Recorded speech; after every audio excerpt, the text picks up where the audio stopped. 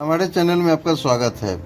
माता सीता का हरण होने के बाद भगवान राम को लंका तक पहुंचने के लिए उनकी वानर सेना जंगल को लंका से जोड़ने के लिए समुद्र के ऊपर पुल बनाने के काम में लग जाती है। पुल बनाने के लिए पत्थर पर भगवान श्री राम का नाम लिखकर पूरी सेना समुद्र में पत्थर डालती है। भगवान राम का नाम लिखे जाने की वजह से पत्थर समुद्र में डूबने के बजाय तैरने लगते हैं। यह सब देखकर सभी वानर काफ़ी खुश होते हैं और तेज़ी से पुल बनाने के लिए पत्थर समुद्र में डालने लगते हैं।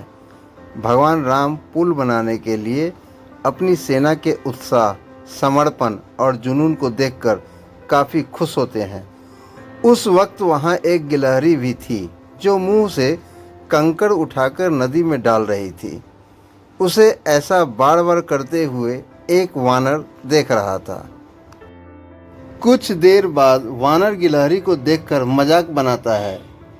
वानर कहता है, हे गिलहरी, तुम इतनी छोटी सी हो, समुद्र से दूर रहो, कहीं ऐसा न हो कि तुम इन्हीं पत्थरों के नीचे दब जाओ। यह सुनकर दूसरे वानर भी गिलहरी का मजाक बनाने लगते हैं। गिलहरी यह सब सुनकर बहुत दुखी हो जाती है। भगवान राम भी दूर से यह सब होता देखते हैं। गिलहरी की नज़र जैसे ही भगवान राम पर पड़ती है, वो रोते रोते भगवान राम के समीप पहुंच जाती है। परेशान गिलहरी श्री राम से सभी वानरों की शिकायत करती है।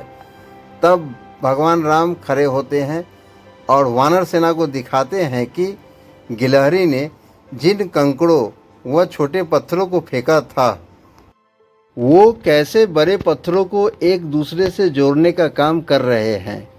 भगवान राम कहते हैं, अगर गिलहरी इन कंकड़ों को नहीं डालती तो तुम्हारे द्वारा फेंके गए सारे पत्थर इधर उधर बिखरे रहते। ये गिलहरी के द्वारा फेंके गए पत्थर ही है जो इन्हें आपस में जोड़े हुए है। पुल बनाने के लिए गिलहरी का योगदान भी वानर सेना के सदस्यों जैसा ही अमूल्य है। इतना सब कहकर भगवान राम बड़े ही प्यार से गिलहरी को अपने हाथों से उठाते हैं। फिर गिलहरी के कार्य की सराहना करते हुए श्री राम उसकी पीठ पर बड़े ही प्यार से हाथ फेरने लगते हैं। भगवान के हाथ फेरते ही गिलहरी के छोटे से शरीर पर उनकी उंगलियों के निशान बन जाते हैं।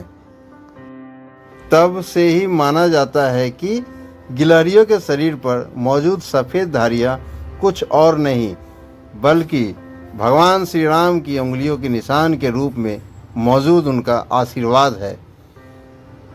दूसरे के कार्य का मजाक कभी नहीं बनाना चाहिए। कार्य में किसी भी तरह का योगदान महत्वपूर्ण होता है। साथ ही दूसरों द्वारा मजाक बनाए जाने के बावजूद आपको अपना आत्मविश्वास कभी नहीं खोना चाहिए। यदि ये कहानी आप लोग अच्छी लगी हो तो हमारे चैनल को लाइक और सब्सक्राइब जरूर करें। जय श्री राम, जय जय श्री राम।